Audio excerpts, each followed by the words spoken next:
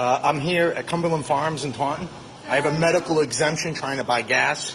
Abigail is stopping me. Wanted to record it. I'm sorry? So you're refusing me service, correct? Okay, thank you.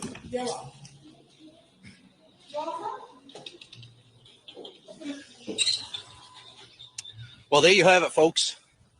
They're officially refusing you service if you don't have a mask on. This is the new America that we're living in. Yep. They have plexiglass up, social distancing, 6-foot markers. I didn't get within 6 feet of anybody, and they refused me service. Welcome to the new America, people.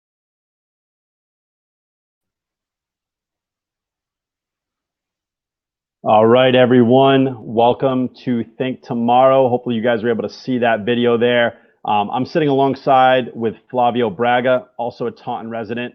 Welcome to the show, man. Hey, thanks for having me, Kyle. Yeah, definitely. Obviously, a little relaxed today, have a little bit of guild action. We were talking about this. This isn't, obviously Flavio's not a political candidate running for office or anything. So we're going to keep it a little relaxed, nothing crazy. Always got to have always got to relax too. That's fine, man. That's fine. That's the idea. So, wanted to get that video out there just to kind of show everybody, how, Flavio got some media coverage, especially some articles were posted. Not sure, Flavio, I didn't get to ask you this, but is this your first time going public on a broadcast or anything, or? Oh yeah. This is the first broadcast I've been on, other than some Facebook Live videos at a car show or anything. But. Right. So what, obviously you had your initial reaction when you were there, right? And that was over a month ago, I believe, or, close to it. It was in May, right? Yeah, it was middle of May. Right. Now, looking at it now, right? June 11th, 6:05, what are your thoughts now, looking a month back and saying, what are your thoughts? Well, I mean, thoughts looking at it now is it seems like it's a different world now. It seems like we're going so fast and things are changing so fast. It seems like this happened 6 months ago to me, so it's very different to talk about it in a present context versus what was happening or what was going through my mind at that very moment. So, I mean, looking back on it now, I don't regret any of it. I still think a lot of these stores are in businesses are not well trained and not well informed as to what is a law versus an order, what is a mandate versus what is something that there's exemptions for. And, am I going around videotaping every interaction and recording every interaction I have in stores today? No, I'm not. But the context of that video is that was the first day that the quote unquote Governor Baker mask order went into effect. So. Right. No, it's very interesting. And, it's good to kind of look at it now and be like, just understand where you were then. And it kind of makes sense. And I think a lot of people feel the way you do. And I think a lot of our viewers do. The whole thing with the CDC, obviously they were flip-flopping throughout the whole coronavirus, right? The whole COVID-19, they were saying it's okay to wear a surgical mask. Then no, let's use the N95s, right? Which actually really put a lot of hospital workers at risk, right? So they were saying it's okay to wear these surgical masks when in reality, they were going right, those droplets were going right through those very thinly made masks, right? Well, I mean, even today, even in the context of today, there's still not clarification, and it seems like everything changes every day. And I guess if I could boil it down to one thought, and if I had to take one stance, and I brought it up in that video, and I wanted to make sure to reiterate it. I've been following every single rule that has been put out. They started doing the social distancing, 6 feet away. They had plexiglass in place. I mean, and it wasn't my intention, but the irony is the woman refusing me was wearing her mask improperly. Her nose, you can clearly see, is sticking out of the top of it. So here's somebody that's mandating this rule and the business and the person mandating the rule is not even following the rule themselves, which was a big topic when this first broke. I mean, if you went back and read all the comments are, she's not even properly wearing the mask. But to get back to your original point, there are medical exemptions and there are carve-outs that stipulate that there should be reasonable exceptions made for medical exemptions. And a lot of the argument that I had to beat back when this first happened, and the common argument was, well, there's no shoes, no shirt, no service. How is this any different? And it's very simple. And I always kind of laugh at that argument. It's very simple. Shoes and a shirt don't impede my breathing. Okay, so if you're going to tell me that, you're going to interject that, hey, you can't get into a Cumberland Farms without a shirt, we're talking a difference between decency and the ability for a person to intake oxygen. So it's just a multifaceted thing. There's so many arguments, but I don't regret it one bit. I do regret that the cashier did get some blowback. I wish that wasn't the case. People were personally attacking her. It wasn't me. I had a pleasant exchange with her. I was, we were both kind to one another, and I do regret that she did get attacked, not by me, online. So right, by others, yeah. And I think that was one of the things that we talked about, and one of the things that you said was that you weren't trying to do this to kind of humiliate her, right? You were just trying to prove a point that this is what they're calling, this is what we're calling kind of the new normal, right? right. And what I'm kind of tired of hearing that phrase, quite frankly, but yeah, I think we all are. But honestly, I think, your intentions weren't to make her look awful. And I guess, she kind of made herself, look not awful, but, by not having the mask on, right. Kind of put herself there. But, it's not a big deal. Like, I think the intention was just to show that, this is what's going to be happening, and people need to be aware of it.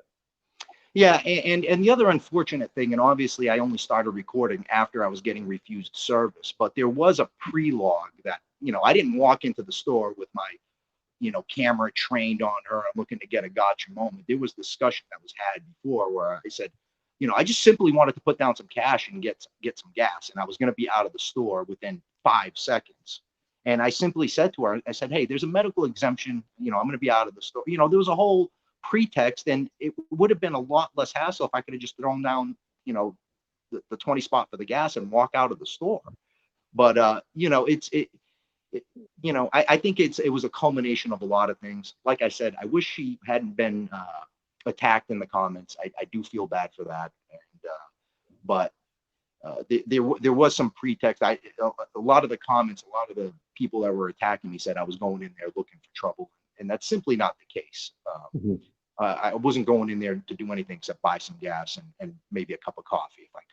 Right. And I think that's the thing about private businesses too, that some people don't always know, is that, they kind of have the right to refuse anybody, right? Whether, they're just not, wearing a mask, and it might sound wrong and everything. But, I guess one of the things that they failed not to look into is that if you have a medical exemption like asthma or anxiety or something that might really bother you by having the mask on. And we know the worst part of wearing a mask is that, me as a carpenter in the past was, wearing a dust mask. After an hour, if I was sanding a piece of furniture, like, I would get really lightheaded. So you're just breathing in that same CO2. You're not getting oxygen, or at least enough, right? I think having like an N95 with a filter, or, those big respirators, right? Ideal, but they're not plentiful. Yeah, as far as you touched on the right to refuse service, it's a gray area. I think that what I've learned from this and what I'm doing going forward is I still go into stores, and I still go into stores without a mask. And, some businesses are very accommodating, and I reward those businesses with my dollars.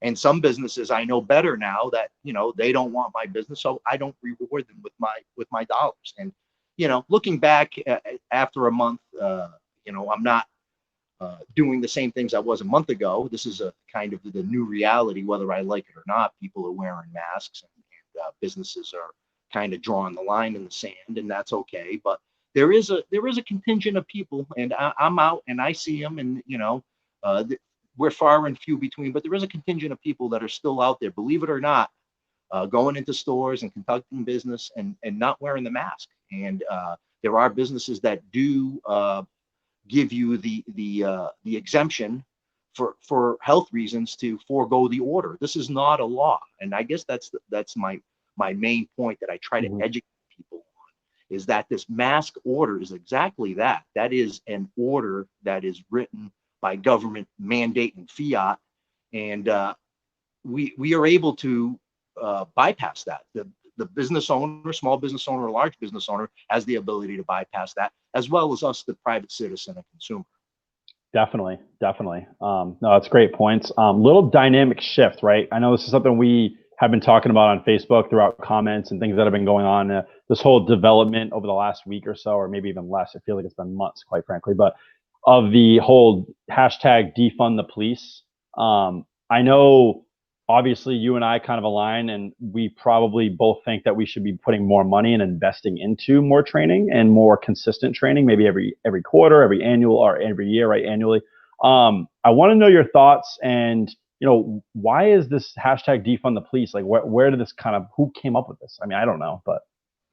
Well, I don't really think that the defund the police narrative is really anything new. We've been hearing this type of defund narrative and rhetoric for quite a while now. If you think back just a few months ago, anybody that's paying attention to the political climate, we had defund ICE, and we had defund the military, and we've been having these defund talking points for quite a while now, and it's coming from the radical left, and it's coming from the leftists and the radical left to defund. But the whole defund thing, don't let the word defund fool you. What they mean by defund is, in my opinion, and when I say they, the radical left that is behind all of this rhetoric, is they don't want to defund the police. They want to replace the police with their own community police. I've seen the community police police activists too. Yep. Yeah, these activists want to essentially throw out the police and replace the police with their own, lack of a better term, foot soldiers or guerrilla terrorists. I heard somebody else kind of say the same thing, like, where is this defund the police coming from? And I don't really think it's anything all that new. It's the same rhetoric, but now they're kind of really pinpointing their attack down to not just police departments, but the susceptible cities that are run by these radical left leadership position people, governors, mayors, or whatever, and they're actively trying to overthrow their police departments. Right. No, that is one point that I've heard. I have heard some objections though from what you had said, and that's a good point, because that is one side. One side is saying the completely defund, completely just collapse our police department all over the United States, which every developed nation has a police department. So, Yeah. we should make that a point.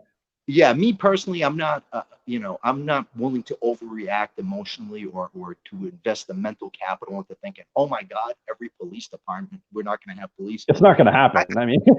Yeah, I don't think anybody that has any kind of sense is going to sign on to that, right? Because we, the citizens, would have to elect for that, and moms want their children safe, and parents want their, and children want their elderly parents safe, and right, Flavio, like you and I, like we might not have any benefit of having the police, at least in our current state right now. Maybe when we're 80 or 90 or 100 years old someday, if we live that long, we might need some protection, right? Aside from maybe our own family, but I do think a lot of people do need the police, though. A majority of Americans do. Yeah, of course. So like what I was trying to get at before is that, like, there are some people that are saying completely get rid of it. Others that I've talked to over Facebook, and other colleagues have mentioned that they just want to kind of take away some funding from it. But I mean, that's another objective. And the third one that I've heard, and something that I kind of believe in, is really investing more into the police, right? And what I mean by that is more training, more, just more investment into getting more consistent training. Not just like when you're first, when you're 20 years old, you join the police academy, you have that training, and then you never have it for 40 years. I think you need to have some kind of compliance, right? Because as someone that's a financial professional like myself, I have to consistently comply with regulations, and from a federal standpoint. And I think a lot of people should have to, and a lot of professions, especially in the police department. Well, I think the point you're making is reform, right? That's what reform. A lot of people want to reform, and I'll say this about the police. I'm pro-police. I was a young punk kid and I didn't enjoy getting speeding tickets, but I'm also not a criminal. I understand that. So, what I think when we start talking about reform is, I mean, there are certain things that can always be better, and I don't think most rational people are not going to disagree of, hey, if there's a way that we can improve something or make it better, why wouldn't we look at those options? And uh, the concern I have is that the language starts to shift a lot, where you'll have the people that are screaming defund the police today. Tomorrow they'll be saying, well, what we were really meant was reform the police, or we were talking, well, I think a common thing that a lot of these politicians that are looking to ride the fence on right now is they said, well, defund the police, but let's ban tear gas or something like that, where they try to find a middle ground position so that they're not defunding their police department, but they can still seem, progressive enough for that voting block. Mhm. I think we agree on that there should be training, there should be some standards, but I think we also have to look at the overall data, and we have to look at how the police departments today stand. There isn't, I don't think there's a systemic,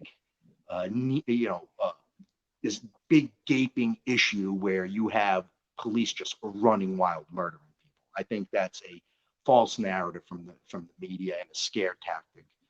I don't want to start spitting statistics at you, but getting an unarmed person being shot by the police is very uncommon, and it's a rarity. And the way that I live my life is I try to just have common courtesy and have decent respect.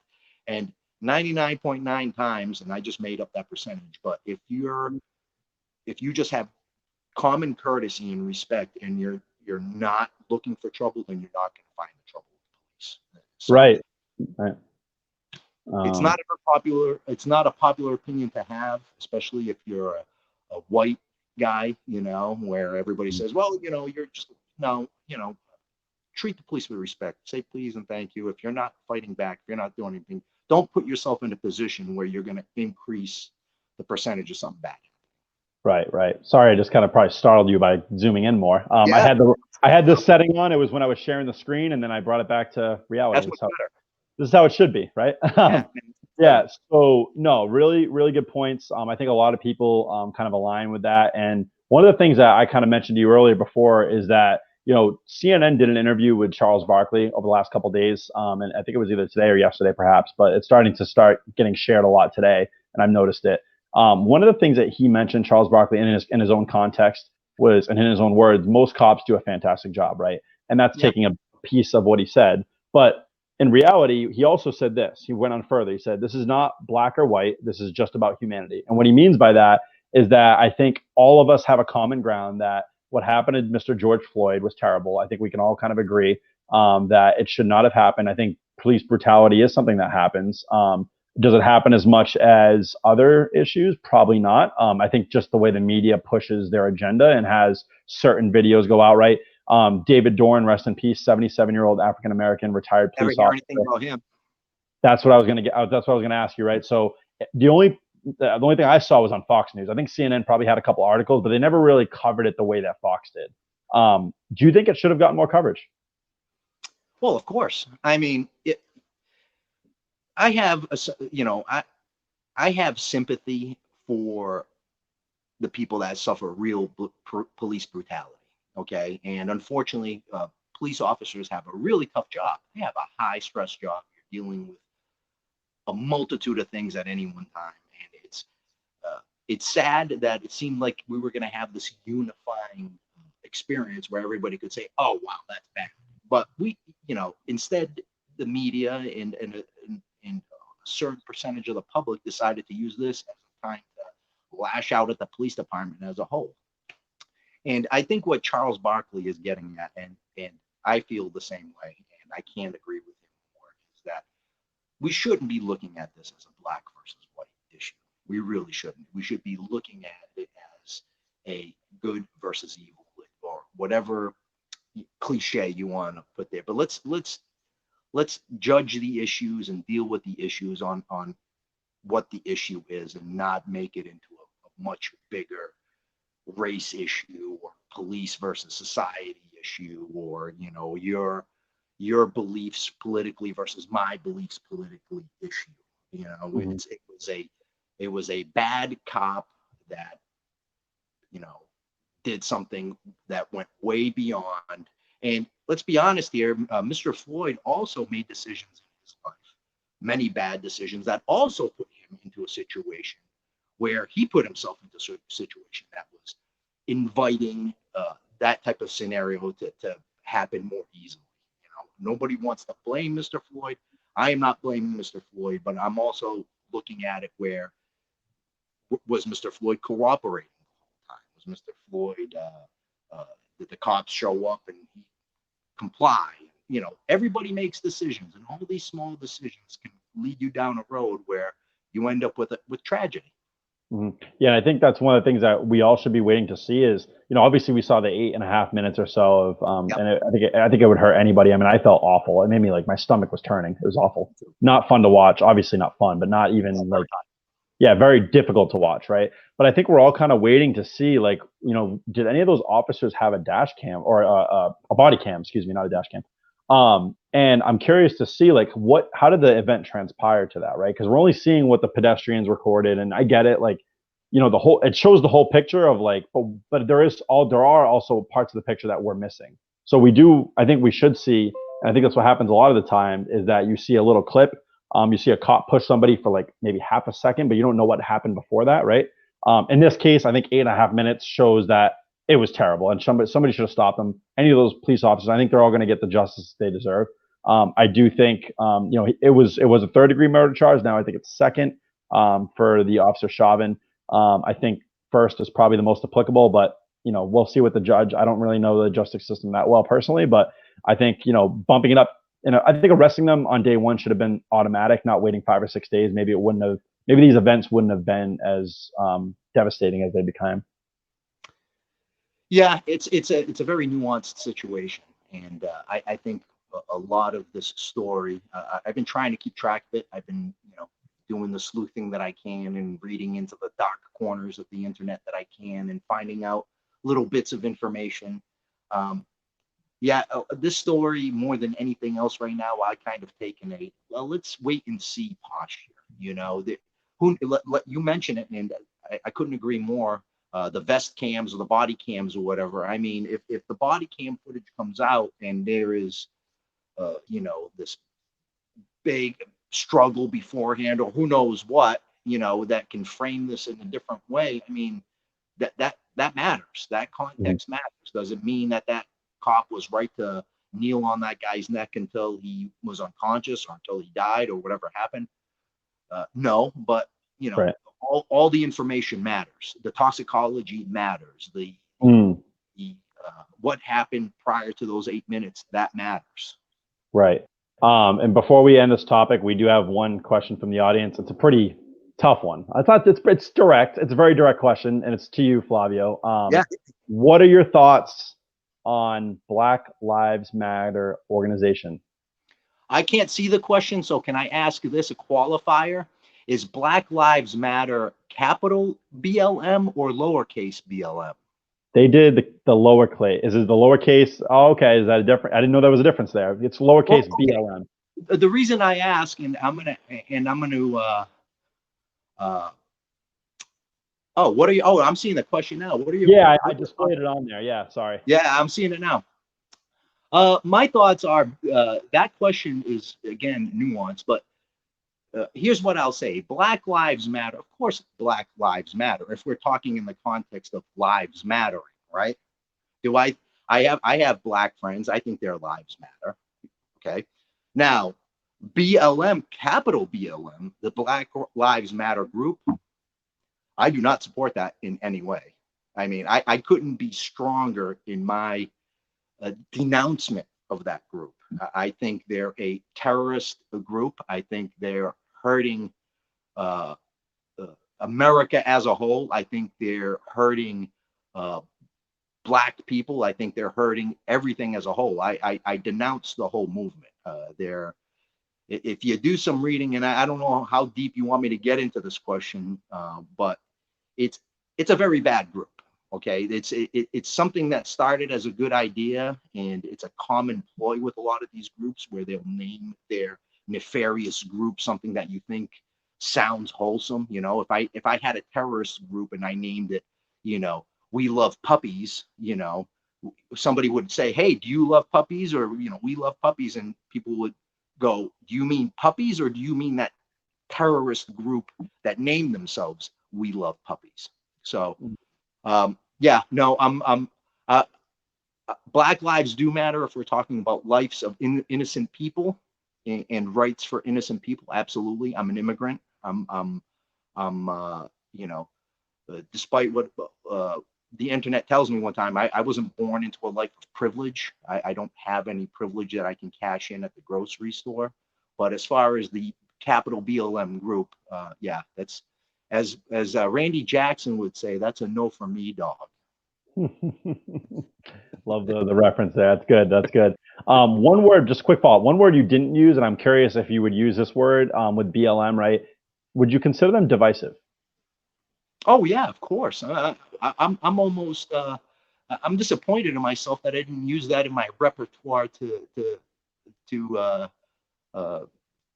describe BLM. Absolutely, they're a divisive.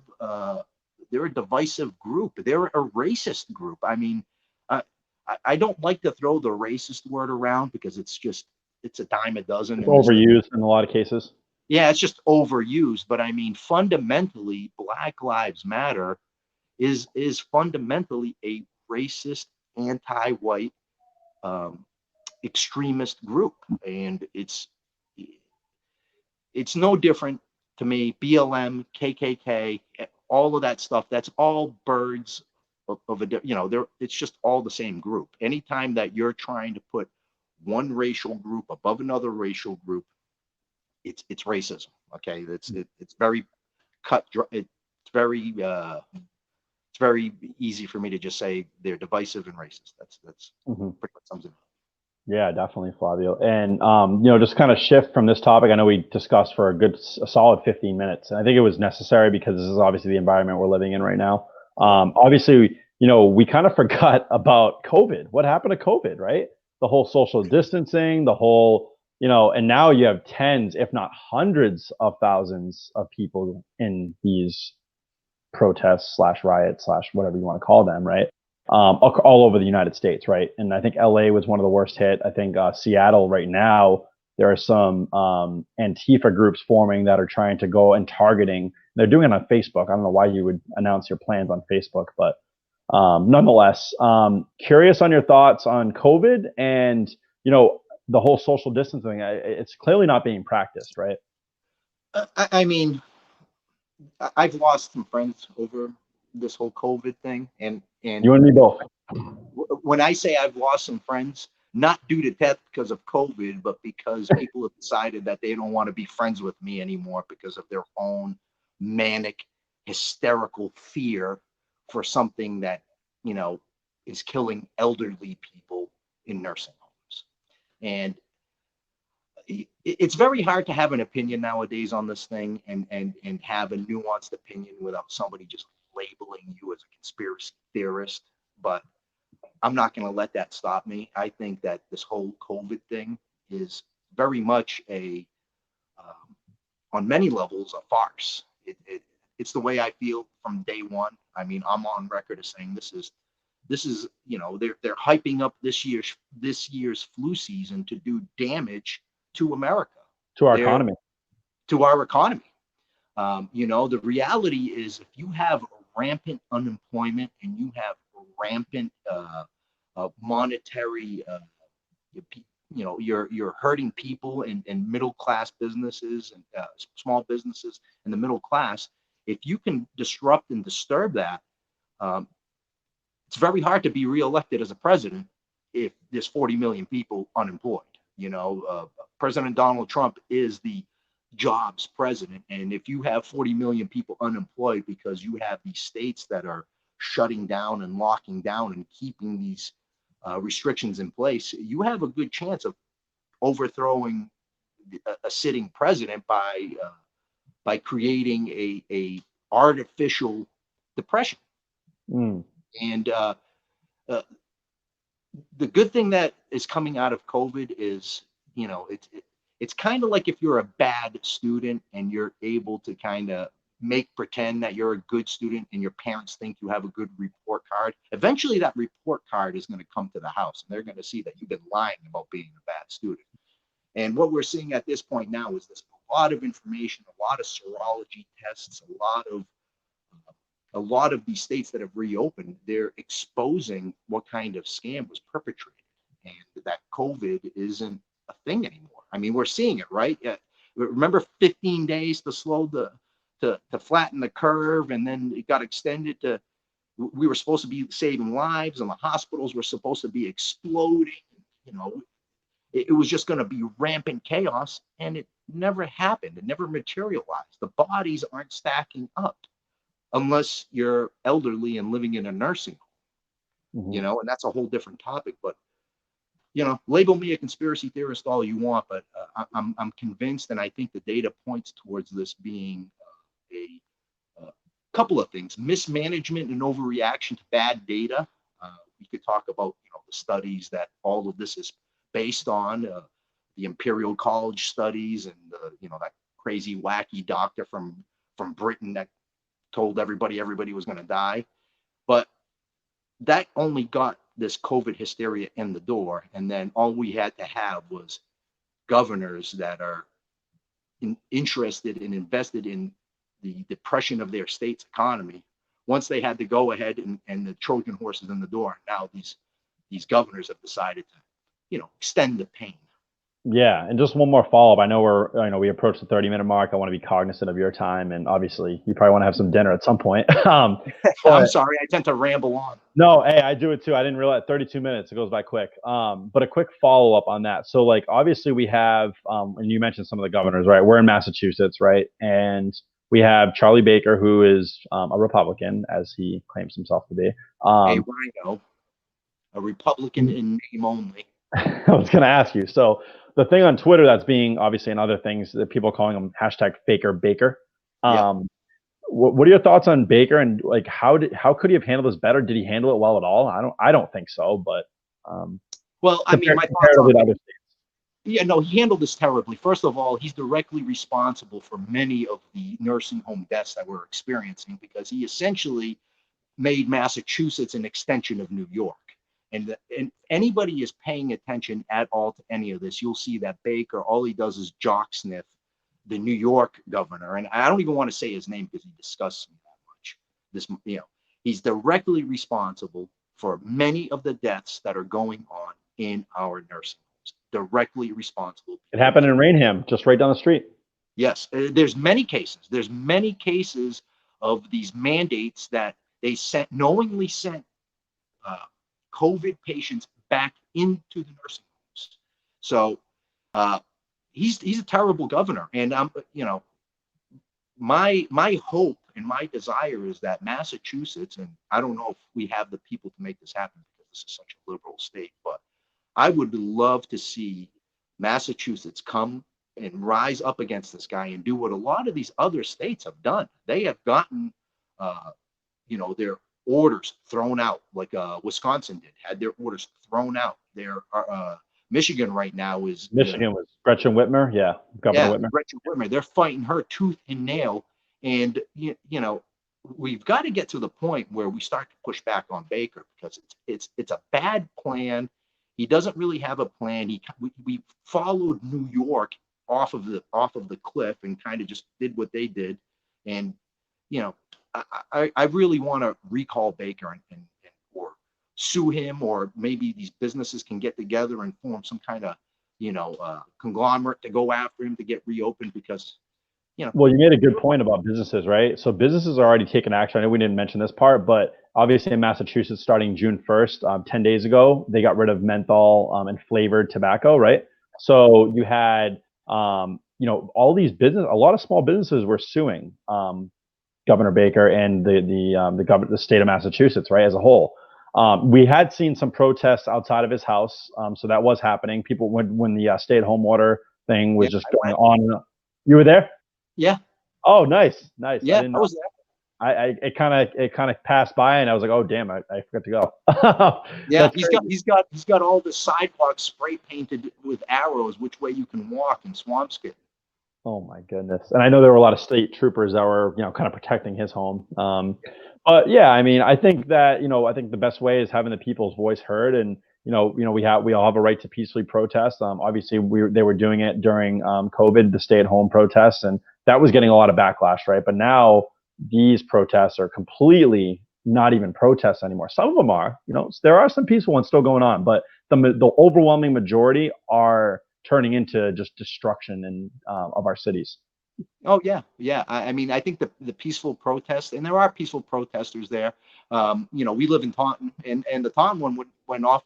I was thankful because I'm only a quarter mile away, and I Yeah, was ready. I was ready to go. Just put it that way, if I yeah. needed to. I was thankful too. I've lived most of my life in Taunton, and I know a lot of people that have businesses. But I think it circles back to something that we said earlier, where we have a thankfully we have people in leadership here that took action. Right, they boarded up all the businesses, and the National Guard was here, and called in all the state troopers. So thankfully Taunton was okay, but a lot of these cities, they're not taking action, or the leadership in those towns are letting these peaceful protests. And I feel bad for the protesters too, because they're there for one thing, and then They're these kind of being other, framed by other people, Antifa, other groups, right? yeah, they're being infiltrated. Yeah, Yeah, they're they being are. taken over. Yeah, Definitely. And I think one of the things, our Mayor Shauna O'Connell of Taunton, Republican mayor, right? yeah, First woman mayor, by the way, in Taunton. yes, FYI for all of our Taunton viewers. yes, yes. So I think one of the things that she did that was great from a leadership standpoint during those protests last Thursday, was it a week ago from today already? Jesus. She called in the National Guard, which by the way is only like 5 minutes away from the green, which is great. But she was ready to go. Obviously the police station was boarded up. Most of the green was boarded up. I think it was a good preparedness by our local government. Oh, for sure. I mean, don't get me wrong, the images are very jarring, especially if you're a resident, when you're driving through the green, and it's Still today. Yeah. yeah, yeah. But I'd rather have that than crazy fires and destruction, right? So Right, right. And my neighbor across the street, he was helping out, just hanging plywood. So that was good. It was good to see some of the community just kind of help out. And he's just a local contractor, so he yeah, just wanted to devote his labor and his help to these businesses that honestly have given back more than any corporation. To be honest yeah, with you. that's awesome. That's awesome. Yeah, I was there the day before too. I kind of went down there, was taking some pictures, and everybody was helping each other, and I was seeing people offer their trucks to go grab plywood if need be. I mean, it was pretty great. yeah, it was a good community effort. And I think that's the thing is, like, if we as a community can kind of help each other out, then I think we can overall kind of combat this idea of that there's racism in our country. I don't think we'll ever get rid of racism, and I know we're kind of going back to that point there, but I don't think any bill or any law would ever get rid of it. I know we tried it with Civil Rights Act of 1964. We still obviously clearly have some racism in our country, or maybe high levels, right? But I think at the end of the day is if we can kind of sit here and peacefully talk like the way you and I did, right? Views aside, right? I think most of our views align, but I'm sure we would disagree on, I don't know, that the sky's blue. Who knows? But Yeah, yeah. but obviously it's just good to kind of show a level of compassion that we're all humans, right? We're all one human race first, and No, then absolutely. yeah, I think that's good. We need unity during this time. I think we have to stop looking at it as color and just good versus evil. We've got to find the common ground with the people that want the same things we do. And if what you want to do is break into a store and loot and burn it down, and I don't care what color you are, I can't have you on my team. If you think that